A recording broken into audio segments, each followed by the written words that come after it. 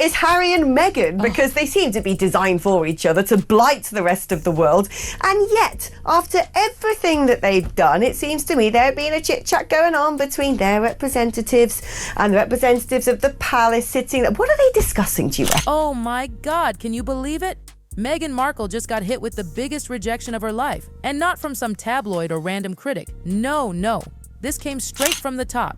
The UK Defence Ministry and the Invictus Games Foundation themselves. Yup, you heard that right. Meghan Markle has been officially banned from showing her face at the 2027 Invictus Games in the UK. And honey, this wasn't some quiet little let's keep it on the down low decision. Oh no, this came with a formal letter, stamped and everything. Senior military officials, top government names, all signed off on it. And get this, the letter included one devastating line that's now everywhere. Invictus is not for you, Meghan. Ouch. Can you feel the burn?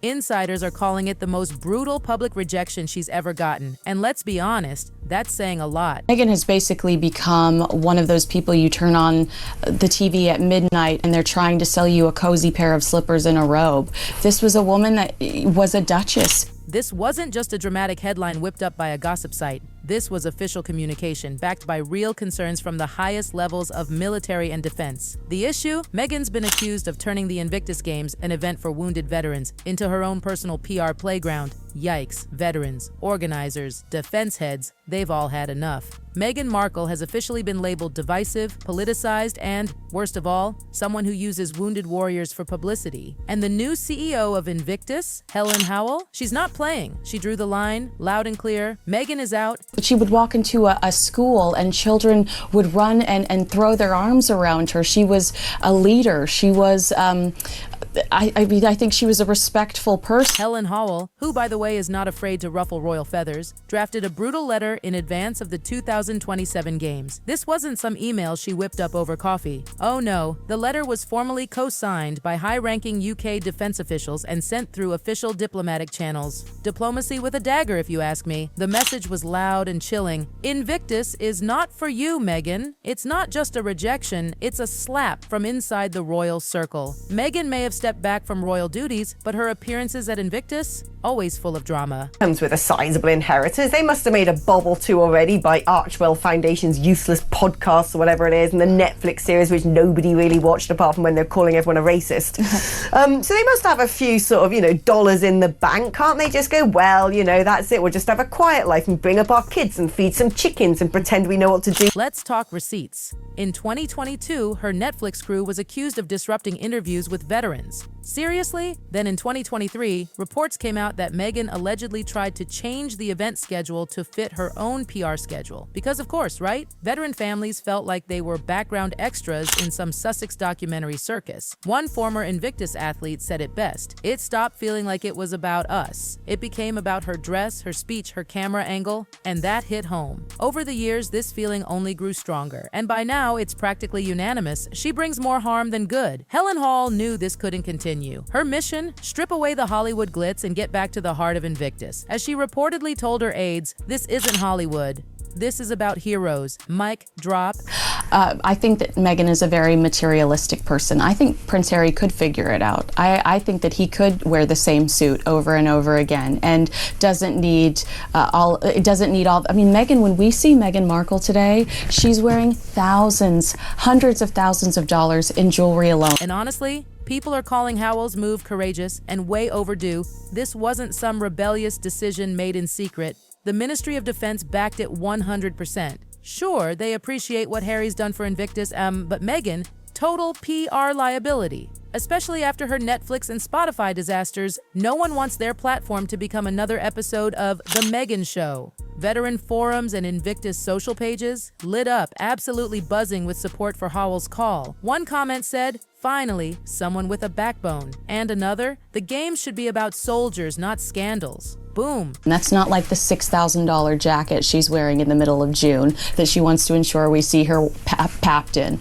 I think that she's very materialistic, and it's her that they have to keep up with. And when you're materialistic, I also think you probably want your kids in the most expensive clothes. They've got 2 small children. Let's be real. Meghan's involvement in any charity seems to end with her face all over the news, not the actual cause. Remember Uvalde, that school shooting visit? Headlines were more more about her showing up than what actually happened. At Invictus in 2022, she rocked thousands of dollars in designer clothes while veterans stood in team gear. Talk about tone deaf. And now, organizers were terrified 2027 would be no different. Another spectacle. Even PR experts are saying it. The Sussex brand used to be fresh. Now it's seen as dangerously polarizing. With Harry's endless legal drama, their failed media deals, and constant negative press, institutions, especially military ones, just don't want the risk. And the quietest person in all of this? Prince Harry.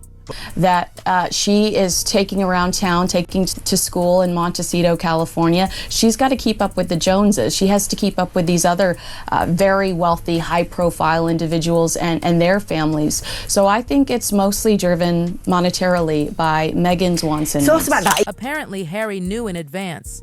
He was told that Meghan couldn't come. It wasn't up for debate, and he didn't push back. No fight, no protest. Just quiet acceptance. Insiders say he's disappointed, sure, but even he sees it. Meghan's presence has become too controversial. Word is he might still show up, but behind the scenes, quietly, alone. Ego, isn't it? The narcissism. She needs a mug on the front pages of magazines. She needs to be receiving these fake awards and have people fawning over her and doing the hand holding and putting her hand on her husband's chest and beaming up at him like they've only just met and they're still in love. Well, she says they still get butterflies. She says they still get butterflies. She said back in Montecito, Meghan is apparently losing it. Sources say she was blindsided, not just by the decision, but by how public and final it all was. She seriously thought that being Prince Harry's wife guaranteed her a front row seat at Invictus forever. But wow, that illusion has been shattered. Now, Meghan's public options are shrinking fast. She's burned bridges with the royal family, her Hollywood projects are flopping, and now she's been officially snubbed by a cause that once welcomed her with open arms. This isn't just a little PR stumble, it's a full-blown reputation crisis. And with every door that closes, Meghan's credibility fades. Invictus was more than an event. It was a symbol, a lifeline. And now, that door is bolted shut. they're in their honeymoon period because when she was a working member of the British royal family, she just said this to Jamie Kern-Lima,